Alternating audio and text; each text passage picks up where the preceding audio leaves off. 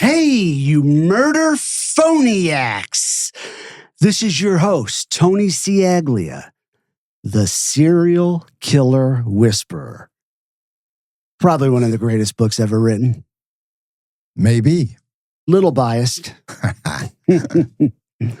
Last week, we ended with a horror story. No one should survive. Angela Hommell did survive. And she did what every survivor is told to do. She went to the police. She told the police the truth. She gave them the names. Fred Waterfield. Hillbilly 1. And David Gore. Hillbilly 2. And what did they do? What the fuck did they do? They looked the other way and totally dismissed her. That just drives me crazy. Yeah, me too. They totally ignored the warning. Now, everybody, I'm going to introduce a great man. Not your average guy, you know? Not your average old Joe. This guy's fucking spectacular. And he's my hero. I want to read something I wrote last night when I was sleeping. I wake up and I sleep next to my phone, and I always get notes to like what I'm going to do on the fucking show. You know? I like it. Mm-hmm. And I think you'll like this. Dad, I hope people who watch us every week really enjoy the amazing look we give them into the abyss of evil. That's important to me, but that's not the most important thing. The most important thing to me is what I'm about to say. What I really hope to accomplish from all of this, from our podcast, 20, 30, 40 years in the future when people are still watching us. What I hope to accomplish is I want people to look at you and look at me, father and son, best friends, partners in crime until the end. I want them to maybe then look at their mother or father and say, you know, it's been a long time since I've given them a hug or a kiss or told them I love them. I want people to learn from how special our love for one another is for each other, for our family, and for God. I believe in my heart that our love for each other, witnessed by others all over the world, is strong enough to change the world.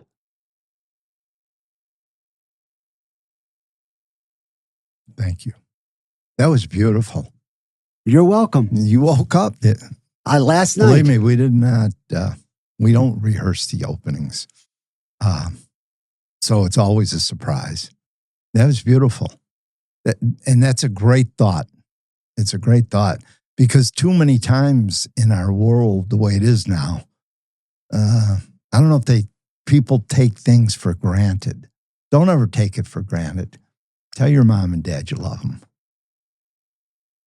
Yeah. Even if you have problems, fix them.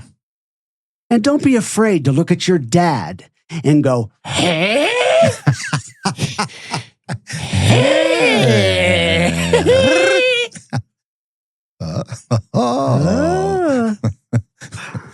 All right. Thank you. That You're was welcome. awesome. Okay, guys. They had a chance to stop the Killing Cousins in 1976. Instead, they turned Angela away, and they handed these two monsters more time, more chances, and more victims. All they needed was the key to freedom. Yeah. And they got it. Yeah. Served on up a silver platter. Right? We're thinking the same. Yes. Yeah.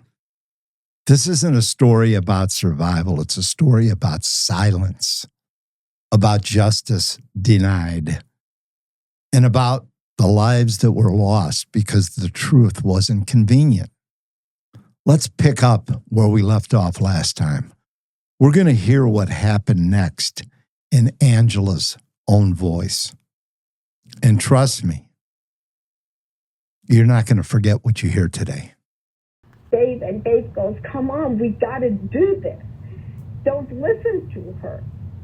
And Fred looked at Dave and he said, he told me some stuff like that. He told me, let me think this over. And Dave goes, well, you said we would do this. We got to do this. Remember, we were told to do this. And I said, wait a minute. And that's when I kind of got out of whatever the right figure disappeared. And I looked at Fred. I said, he told you so? He said, never mind. Get her cleaned up. Get whatever we can do. Get your clothes on. I got to take her back. And from 1 minute to the next, he told Dave, I'm going to drop you off, and you cannot tell anybody. Right, Angela? You will not tell anybody. I said, I don't even know your cousin. I don't even know who this guy is. I've never seen him in my life. And I don't know you. And I had to promise him. And all of a sudden, in a real hurry, I put my clothes on, and he dropped off Dave further down the road. And he said, get up front, clean yourself up. And I didn't have anything to clean up, but, you know. And he said, I'm going to drop you off, but you've got to promise. You can't tell anybody about this. And what am I supposed to do? Of course I promised. Right. And he didn't dropped me off by my house. He dropped me on the other side of the Twin Lake because he went down the other way, so I had to cross over the street. And I went home, and I was in pain. I was pleading for my stomach.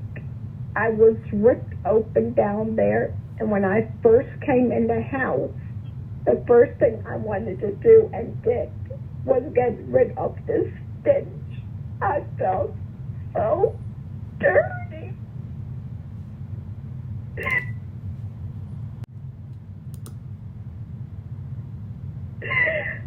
I just felt so dirty, not just from the sweat and the liquor and the smoke from the pot, dirty from the inside out.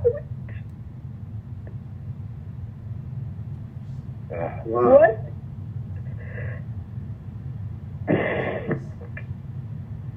Want to take a minute? I'm sorry. No, it's okay.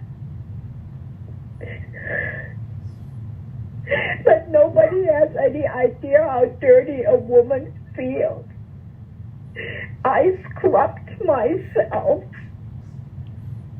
I washed my hair. I must have been in the shower for a long time, but the water burnt my stomach. You know, where they cut me? Yeah. Yeah. And then I thought, I need to get a tetanus shot because who knows where the knife's been, Yeah. Right. you know? And I said, well, my tires are flat. I can't even go nowhere. Angela is telling her story in a recorded phone call, one filled with raw emotion that even after all these years still shakes her voice. And I've said this before. Every time my dad and I talk to her, and if we're talking about what happened to her, all these years later, she still cries every single time.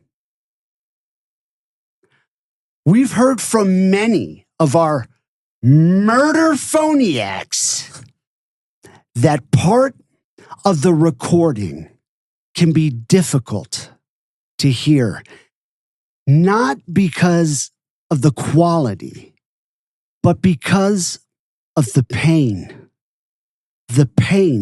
that still lives in her words.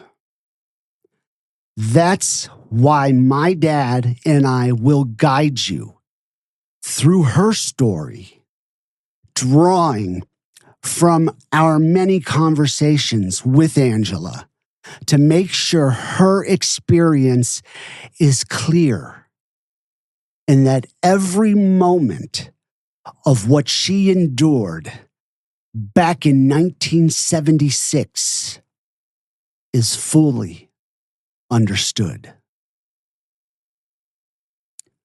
The nightmare didn't end with the rape.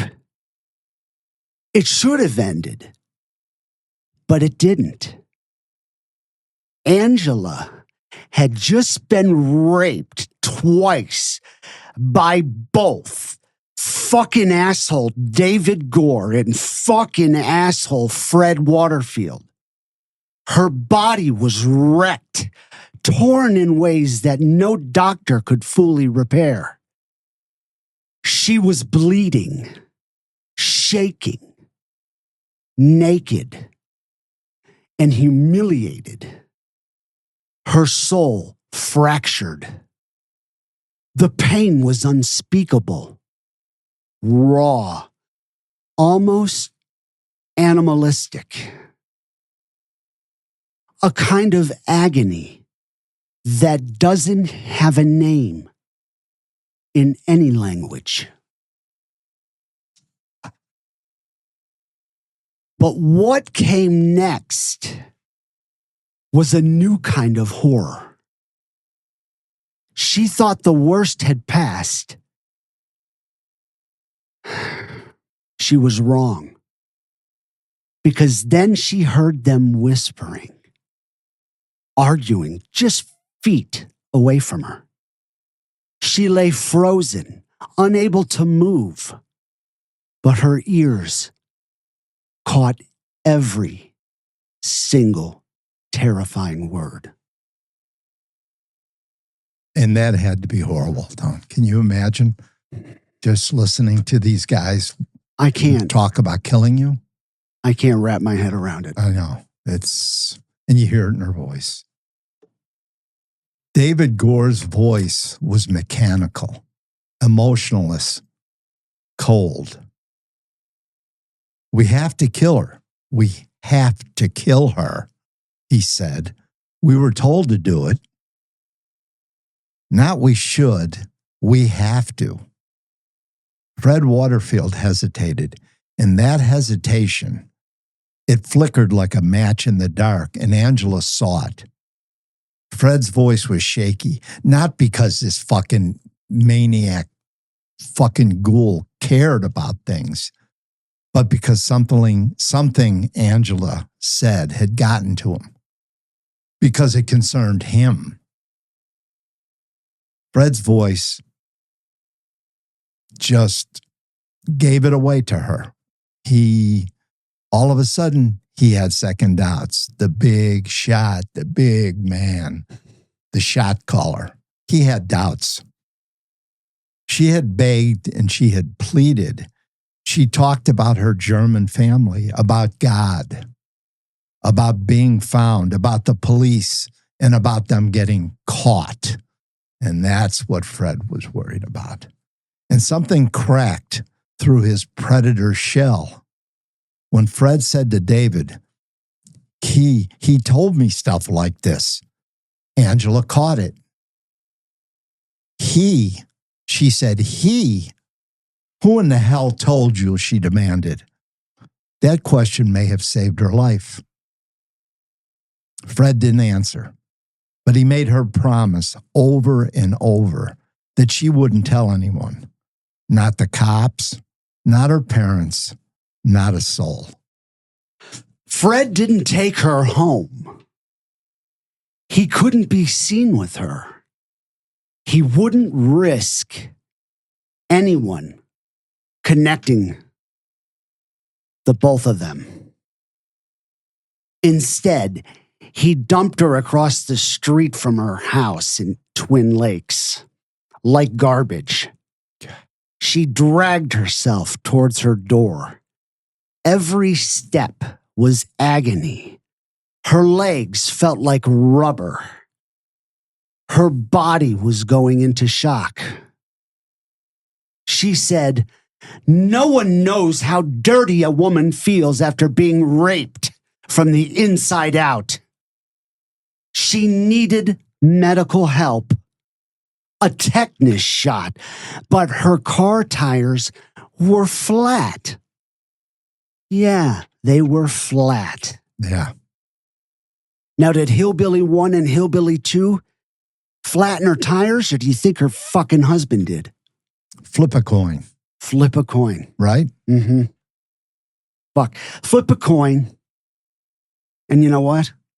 Heads or tails, it's still gonna land on lowlife. Yeah. You're right. You like that? Yeah. Yeah. So the car tires were flat. She couldn't go anywhere. And yet she survived. And she remembers everything, especially that one name never spoken aloud. He. Do you hear me? He. The one who told them to do it? Okay, let's hear more from Angela. So I called Bob. And what was really ironic, I called him at work at his dad's service loft company, which is between Vero Beach and Fort Pierce. And he answered the phone. And I go, "Bob." He goes, "Angela?" I said, "Bob, it's me. Can you come home?" "What do you mean you're home?" I said, "I'm home. I never went to work." Hold on a minute. Sorry. And he said, "Let me get a drink of water." And I got the creeps when he said that. "What do you mean you're home?" And I'm going, "Well, I never made it to work." I said, "Bob, I'm hurting. I'm cut." He said, "What do you mean you're cut?" I said, "Fred Waterfield and his cousin hurt me." He said, "You're home? I'll be right there. They weren't supposed to do that." And I remember this like yesterday. They weren't supposed to do that. Yeah. And when he came in, I said, Bob, what do you mean they weren't supposed? I don't want to talk about this. He says, look at you. You're a mess. I'm going, yeah, I'm a mess. They raped me. I've been raped. And he goes, well, let me think. I got to take her to the hospital. I said, I don't want to go. Nobody can know about this. I said, Bob, I told them, but you need to get me something for my cuts here. I need a tetanus shot or something. And he said, no. I got to take you now to the hospital. I got to take you. And he was all frazzled.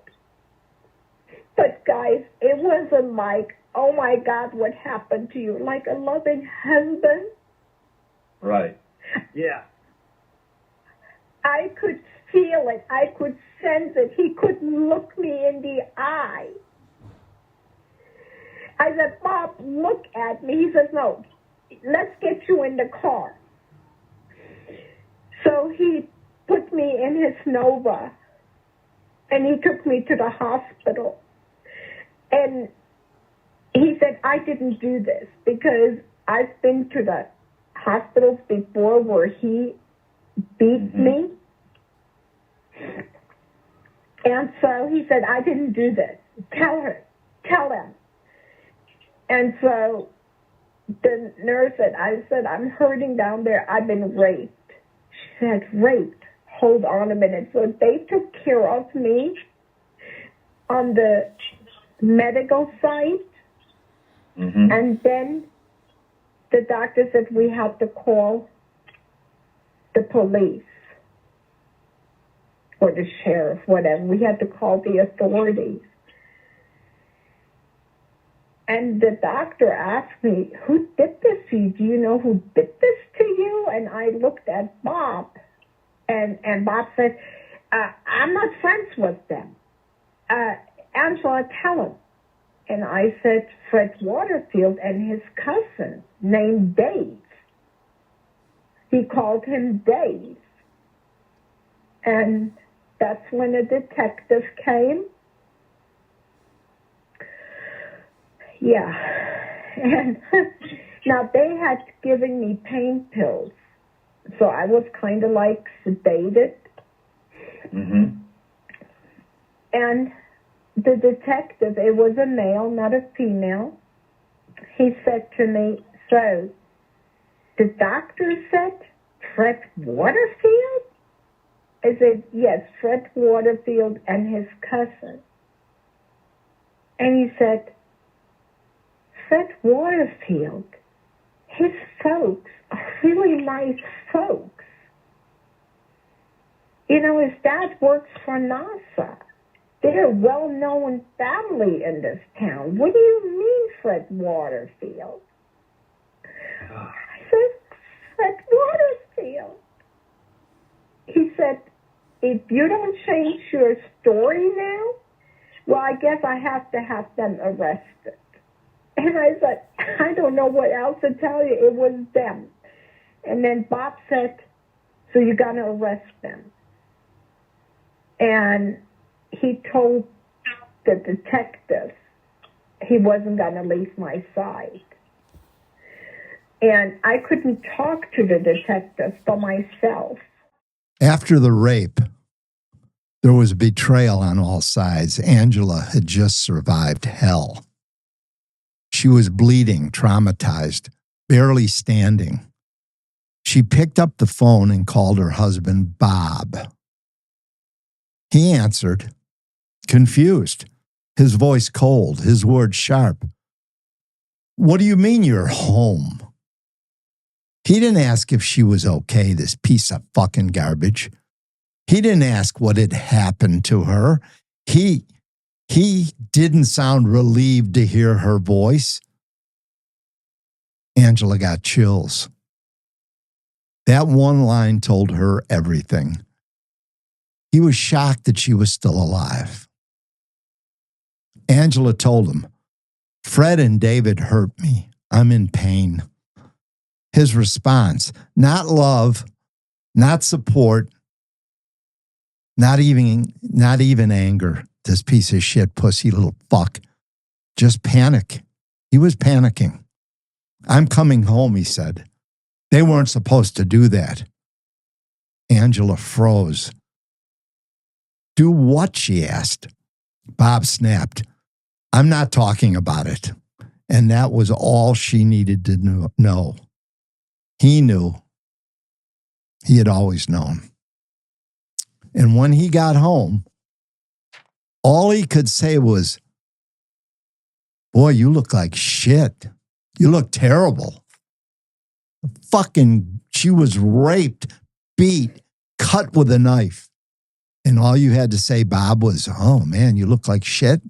He's terrible at trying to play innocent, isn't he? What a fucking goof. She told him, I was raped. Now, right there, your wife says she was raped. You know who picked her up. You know who did it. You go and get these guys, right? Right? Right. Yeah, wrong. There was no sympathy, no embrace, no husband, just a man who looked guilty as hell and scared. He couldn't even look her in the eye. Bob insisted on taking her to the hospital, not out of love. And Angela saw right through it. It was damage control. He needed a cover story. And when they got there, wait till you hear this. The nurse recognized them instantly. The tension, it was thick and electric. Because they'd been there before, because big, tough fucking Bob had beat up Angela, had beat her up so bad that they had to go to the hospital. And before the nurse could even say anything, Bob blurted out, I didn't do this. It wasn't me. Nice, huh? What the fuck does that mean? Nice, huh? Yeah. I mean, seriously, think about that.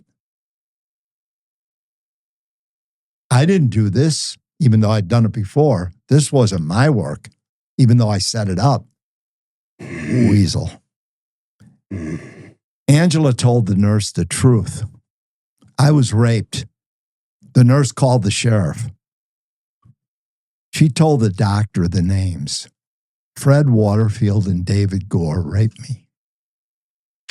And Bob, desperate to cut ties, he blurted out, I'm not friends with those guys. I'm not friends with them.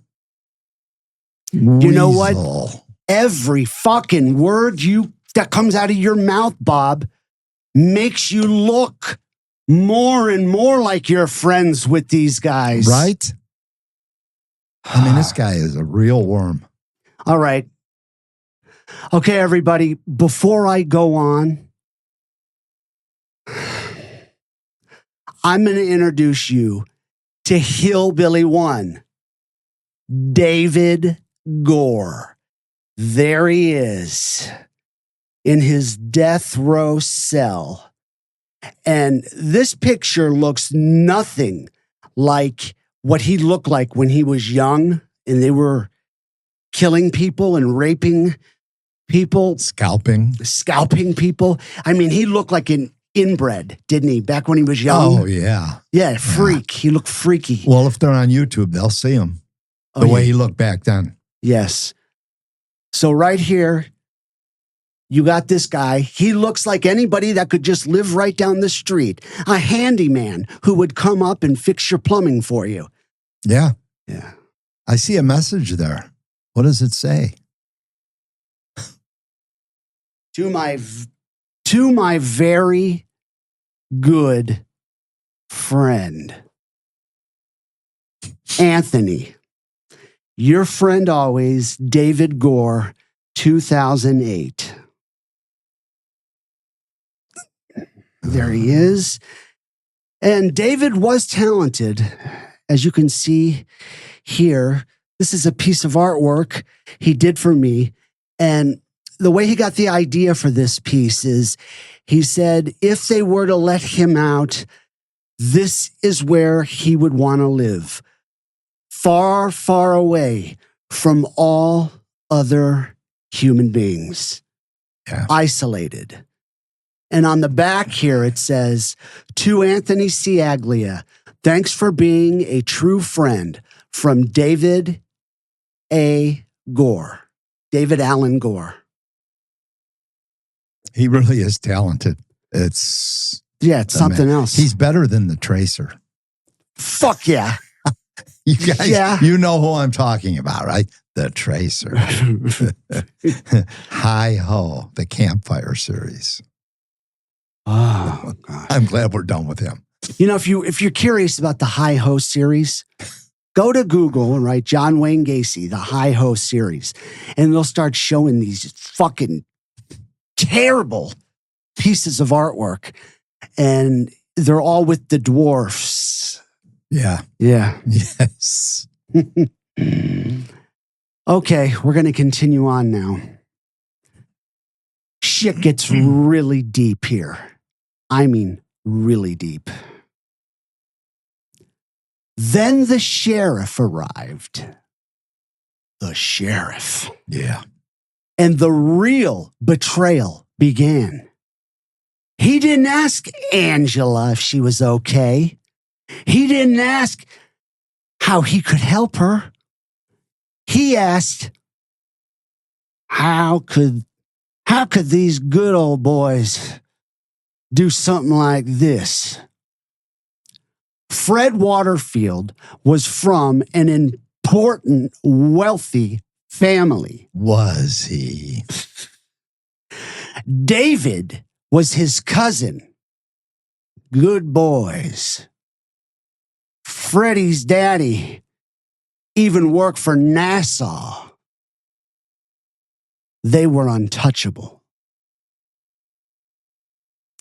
Angela wasn't from here. She was from another country. English wasn't even her first language. And in their eyes, she didn't matter.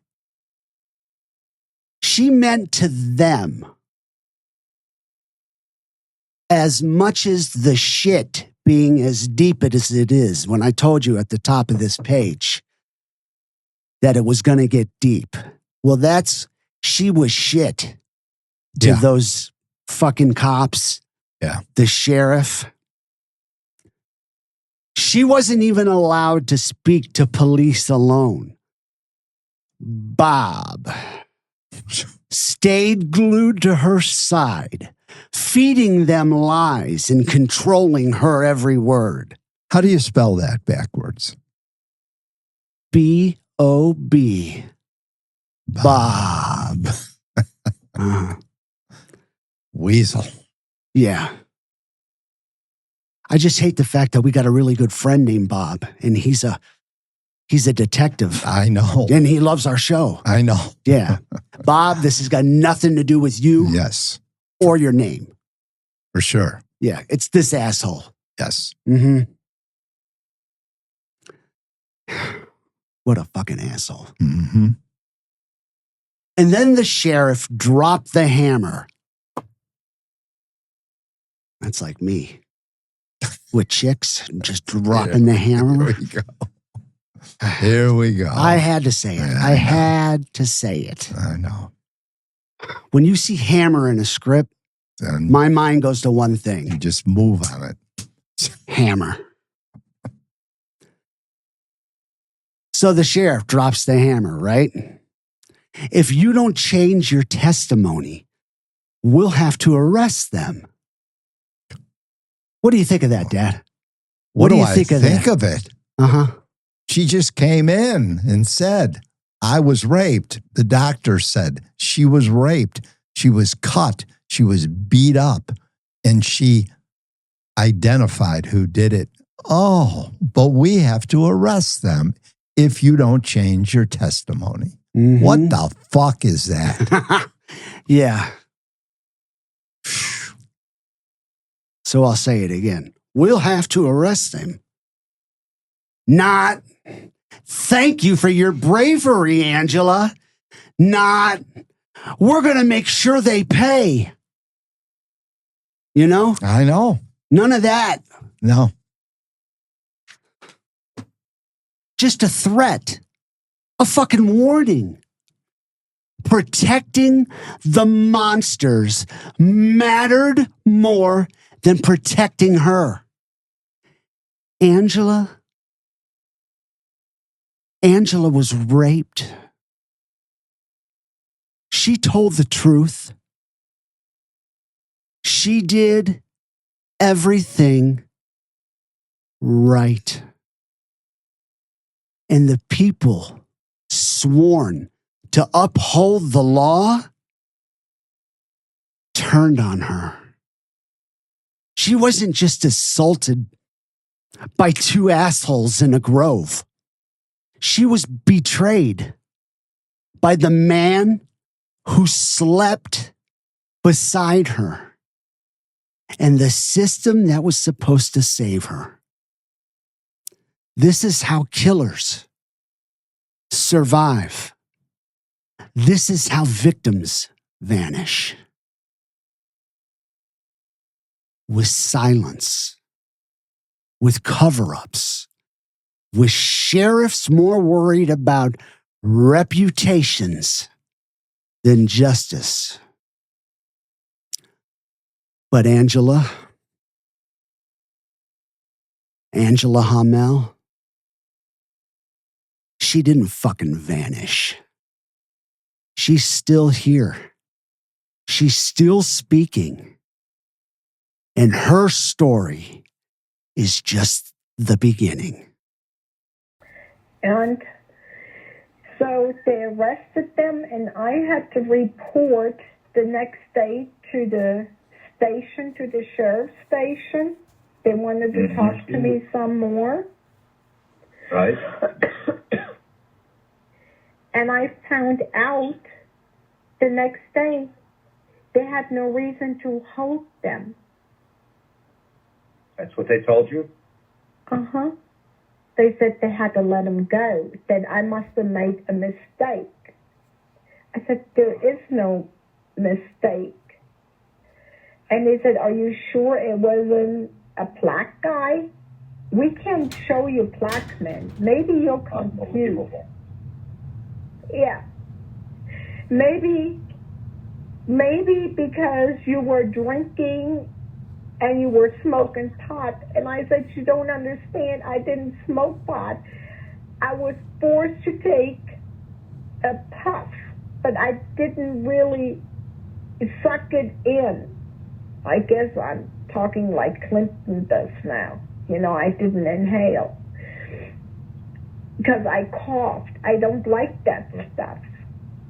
And I said, but it was in the car. He wouldn't let me open up the window. And they said to come back the next day. And so Bob brought me back. I told Bob I could go by myself. They had then a female sheriff talk to me. And you know what? In those days, I didn't know. But what they did to me, they made me feel like I was the perpetrator, not the victim.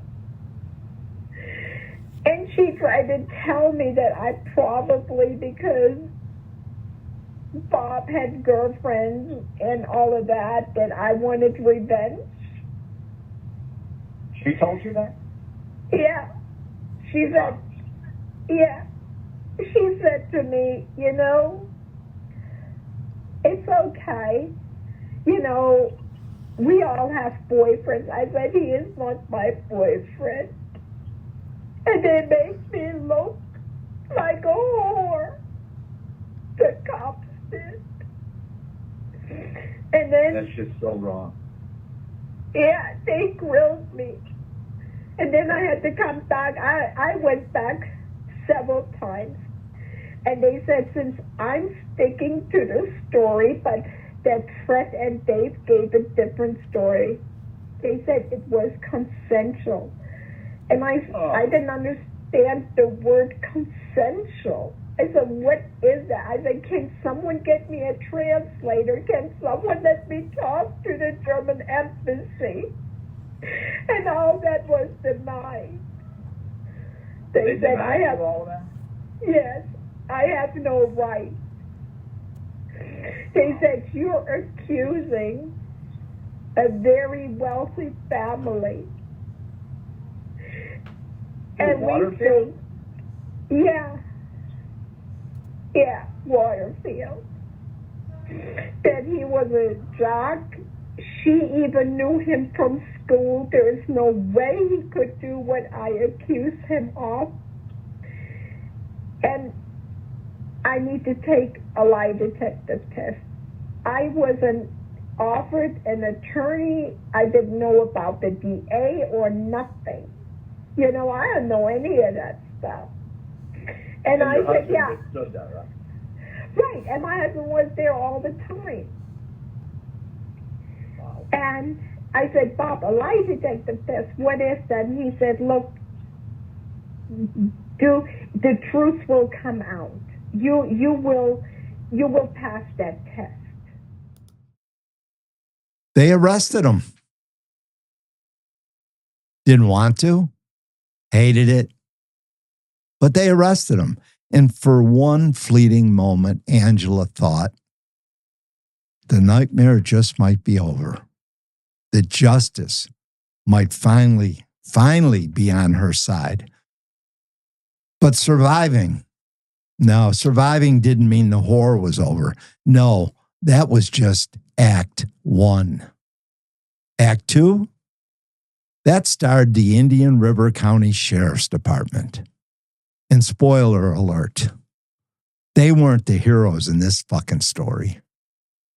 The next day, when she walked into the police station, still reeling from what David Gore and Fred Waterfield did to her, she was met with something far worse than violence. Doubt. The detective told her flat out, "We're letting them go." "Yeah, we're letting them go, Angela." She said, "Letting them go? What the fuck? Just days after the rape? No trial, no hearing, no consequences. Like it was just a misunderstanding. Like, oh boy, you know, these good old boys couldn't have done this. We don't care what the doctor said. We don't care what you say. We don't care that your tires were flat. We don't care about any of that." Or like, I'm sorry, you know, my son, he's 12 years old, you know, he stole a candy bar. That's kind of like how they looked at it. Oh, yeah. Very laissez-faire, right? Mm-hmm. Oh, yeah. Then the cop, and this isn't funny, but I look at this and I've read it over and over again because, like I said in the beginning, or Tony said, I can't remember which, one of us said, "You will never forget this." Listening to Angela, and we're telling you the story in our words, you'll never forget it. I haven't. And I know you haven't. No. You must have made a mistake. There's no reason to hold them. And the real gut punch was about ready to be landed. The kind that makes your stomach twist and your faith in humanity disintegrate. A cop looked her dead in the eyes and said, "Are you sure it wasn't a black guy? Maybe you were drinking, smoking pot, got confused. You know, we got some pictures, some bad guys. We can show you them, some black guys." Angela said, "No, it wasn't a black guy." She was stunned. She was standing there. She just waited. She waited for the venom to settle in and settle down. And she said, "I didn't smoke. I didn't drink. And I sure as hell didn't imagine it. It was Fred Waterfield and David Gore. They raped me. They cut me.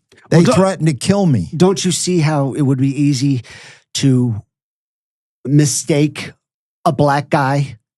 Yeah, for him. For him, for Fred. Oh, yeah. Or David Gore. Oh, sorry, David. Smash it. Yeah. Yeah, it could be real easy, right? Real easy. Fucking assholes. Fucking. And just think, if she'd have went along with it, let's say she just weakened and thought, I can't take it, and just identified, some poor black guy would have gotten dragged in and gotten tried for rape. Kind of like, what's her name? Susan Smith. When she drowned her 2 kids and then tried to blame it on a black guy. Yeah. Unbelievable. We can show you some pictures. Can you? Fucking assholes. And like I said, and Tony said, when the guys were here from Indian River County, Bob and Chris, no, it was none of this shit. They were disgusted. You could see it in their eyes. And if they were there, I guarantee you it would have been. They wouldn't have gotten back out on the streets. You agree? Agreed. Yeah. Fuck yeah. She wasn't confused, folks. She wasn't high. She wasn't fucking hallucinating some fantasy involving 2 monsters who carved her up and put a gun to her head.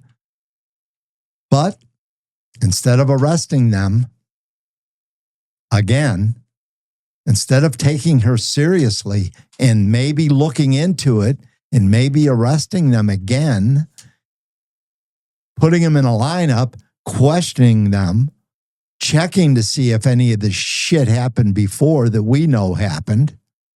No, Angela was tossed aside as if she had done something wrong. Like she was the problem here. And meanwhile, the real problem, the monsters, they walked free. And what did Gore and Waterfield do with that freedom? They killed. They killed again and again. Young girls, innocent lives, murdered because nobody in uniform had the spine to believe Angela Hommell. They gave her the classic law enforcement brush off. Come back tomorrow. We have some more questions for you. And people still ask why victims don't come forward. Duh. So Angela, right, guys? So Angela did what they told her. She came back the next day, bruised, broken, but still standing. Because she's tough. Fucking tough. Yes. Hell yeah, she's tough. And guess what they did the next time she came in? They decided it would be a good idea to bring in a woman detective. Oh, yes, a female detective. You know, you'd think that maybe, just maybe, she'd show a little empathy, a little bit of sisterhood, a shred of human fucking decency. No, instead,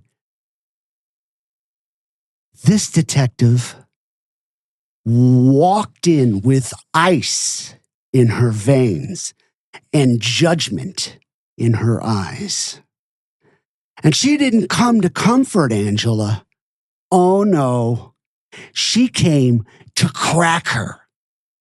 What the fuck is going on here?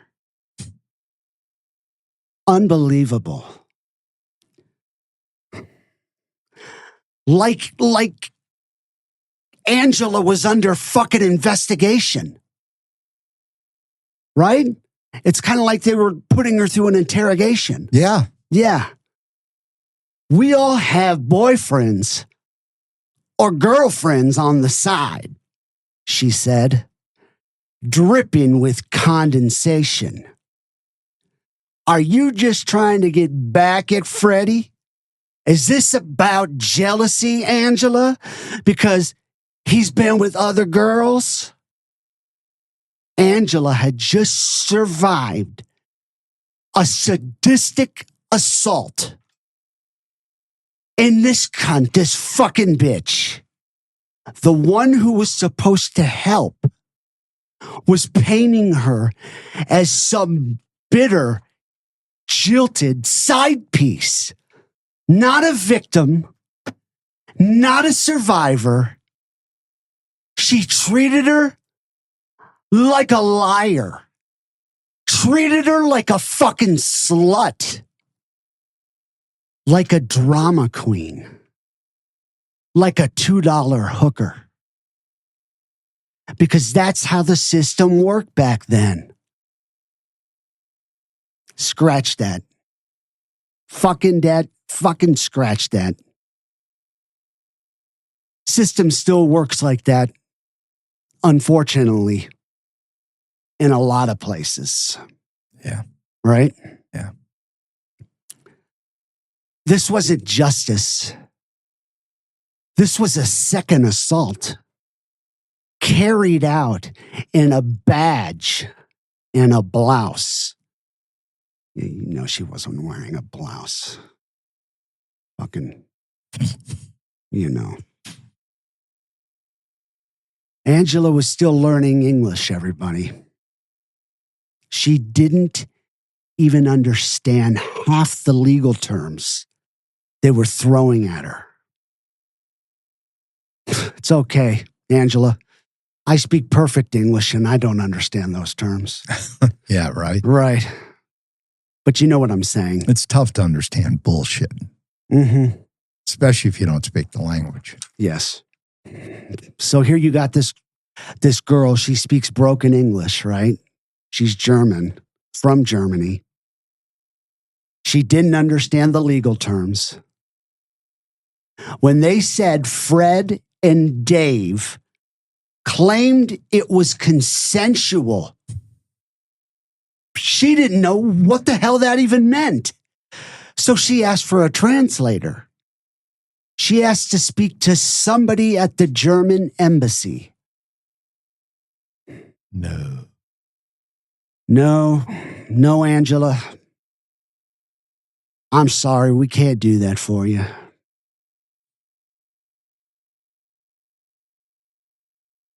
They refused. Disgusting.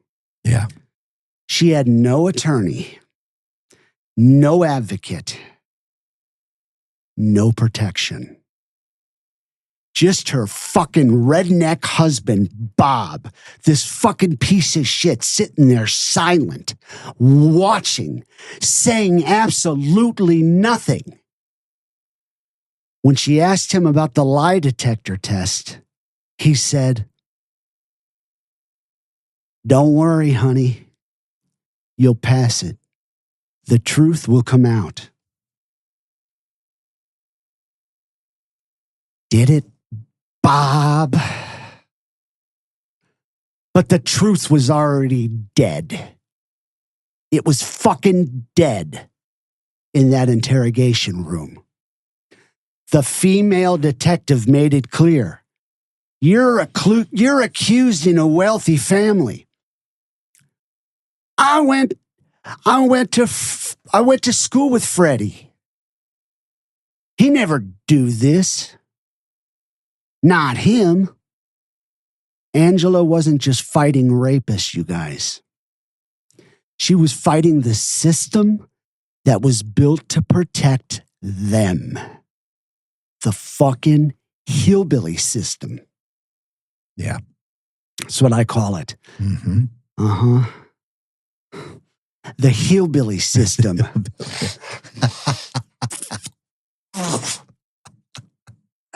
Scratch my asshole. Stop.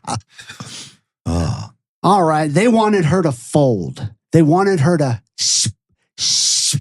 zip it. They wanted her gone. It's terrible. Oh, it's terrible. It's so insulting. It is. Mm-hmm. It really is. And think about it. I mean, Angela, we're talking she had just turned 20. Right? So she was She admitted her English wasn't that good. She was having problems. They should have immediately got her a translator or got somebody from the German embassy. No. Well, according to them, and the guy who gave me the test was not the nicest guy. I went through hell with him. He had me all frazzled. He says, "You're lying, right? You're lying." He got me where I started to sweat when I talked about the rape. And then he said, "We're done." And the next day I was told I flunked the lie detective test, that I lied. And I was told that I need to stop talking about this because I could commit or would commit perjury and perjure myself, and that I could be thrown out of the country and never get let back into the States. My visa could be revoked, and that they could really, I would go to jail. I said, "I go to jail for what?" And they said, "For lying, that this was consensual, that I'm probably in denial." I'm in denial. That Fred and Dave both said, and what they went by was, they asked me one question: "Did you masturbate, Fred?" Oh, that's what they asked you? Yeah. That's so wrong. You're a rape victim. I mean, you have a gun pointed at you. And you're trying to save your life. Well, you should have told the cop you would have masturbated him if you were in my position. I'm sorry. It just pisses me off. And at first, I didn't even understand the word masturbate. I mean, those were all words I wasn't familiar with. So she said, "You took your hand and you helped him," right? Because that's what Fred said, that he was so embarrassed he didn't want to do it, but you wanted it. Oh, man. And they did tell me they found the gun in Fred's glove compartment when they arrested him. They found the gun. But that he was perfectly legal to have this gun. And I'm thinking, if this is consensual, what kind of kinky person do you think I am? I mean, who plays with a gun? Yeah. Yeah. So the They cop, put you through hell. it was like I was raped all over again by the cops. Angela survived the unthinkable, but survival didn't mean the horror was over. We keep saying that because the horror it's disgusting. What they did, you can't say it enough times. First, Hillbilly 1, Fred Waterfield, and Hillbilly 2, David Gore, raped her. Then the cops and courts came in and finished the job emotionally and psychologically. They made her take a polygraph. Think about that. She didn't do anything. She got raped. Unfucking believable. Yeah. She had to take a polygraph. Not Hillbilly 1 and not Hillbilly 2. Not those good old boys. No. You know what? You know the cop, the detective? Yeah. How she said she was in class. She had a class with Freddie. Oh, yeah. Yeah, she probably used to jerk him off. That's why she's so I was fucking... thinking that. Were you? I was thinking that. Yes, I was. Yeah. Yeah. Freddie. Freddie. Oh. So they made her take the polygraph like she was the fucking criminal here. And what did Bob do? Oh, take it, honey. Take it. You know the truth will come out. It was all set up. Mm. The guy running it was a real fucking beaut. Cold, smug. You heard Angela. He like scared her. He was behind her. Who stands behind her? On YouTube, you'll see a picture of a woman taking a lie detector test, what it was like back then. It's just unbelievable. And Bob never said a fucking word. He treated her like trash. The guy that's given her the test treated her like trash. Over and over again, he accused her of lying, pushing, pressuring her. You're lying, aren't you? You did this, didn't you? No, you're lying about that, aren't you? It was just terrible. He broke her down. And then he said, you failed. You failed the test. And here's somebody that doesn't even speak the language that well, sitting there after getting raped, beat up, cut. She was just told she was lying because she failed a polygraph test. No compassion, not one shred of compassion, just accusations and pressure. Angela then was warned, you stop talking about the assault or you will face jail time. And she's there, I'm going to go to jail for what? Perjury. These are good boys. You're lying. And then you'll be deported. How's deportation sound to you? Her visa would be revoked. And she'd be kicked out of our country. Silenced, punished, erased. All for telling the truth. And the police, they dismissed her rape as consensual sex. Consensual sex with Hillbilly 1 and 2. And she had knife marks on her stomach. She had a gun to her head. Mm. Told her she was in denial, that she wanted it. One officer even said that because she had masturbated Fred, it was obviously consensual. She should have said to the cop, what the fuck would you have done if he had a gun to your head? You'd have masturbated him. Don't you love that? That's just terrible. No. You masturbated him. Yeah. Had to be consensual. Mm-hmm. Unbelievable. Obviously, it was consensual, is what he said. Echoing the same sick narrative both Fred and David used to cover their tracks.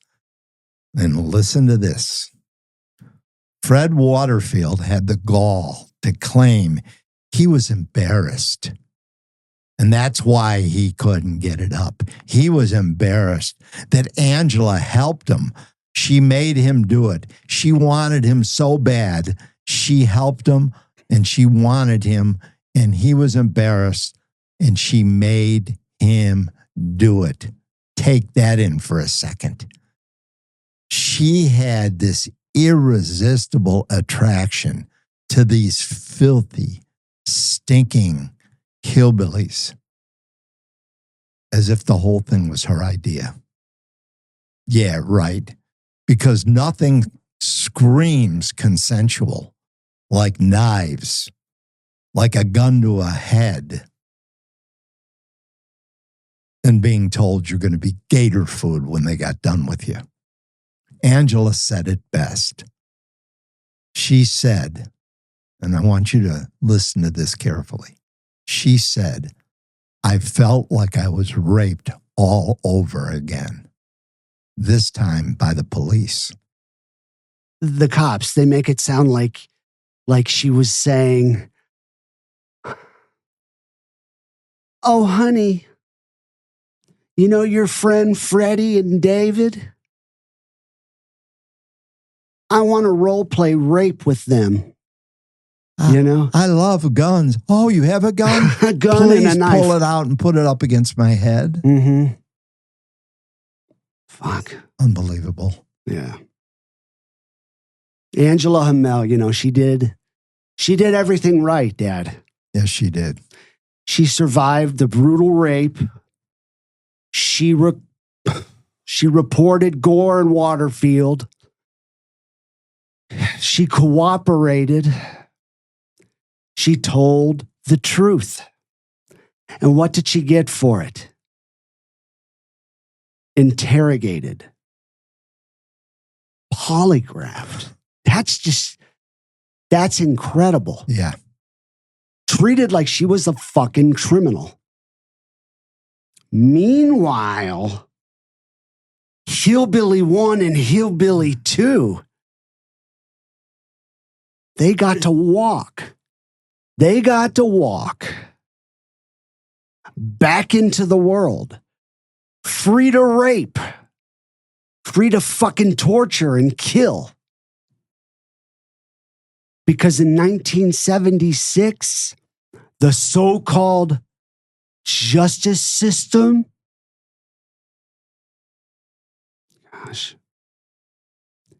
they didn't protect survivors. They protected predators. And that's sad. That's sad to say. It really is. Mm-hmm. This wasn't justice, Dad. It was betrayal. It was betrayal, and it lit the fuse for all of the horror that followed. Fuck. And that horror, the horror that did follow, it didn't just happen from 1981 to 1983.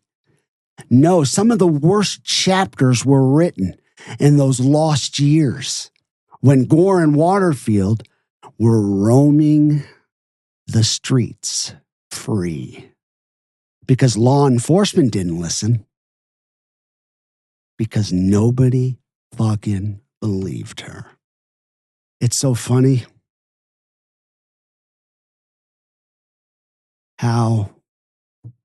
it's actually sad how this kind of stuff still happens. I know.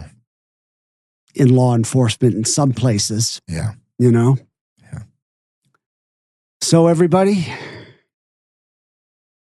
join us for part 11 of Slipping Through the Cracks of Justice.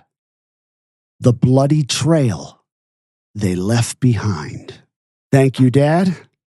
Thank you, Tom. It's always great for having me. I love you. I love you.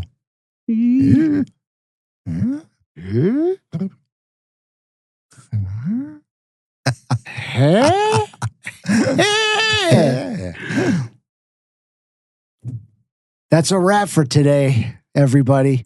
Take care. Stay safe, and remember, always walk in the calm after the storm. Love you. Love you.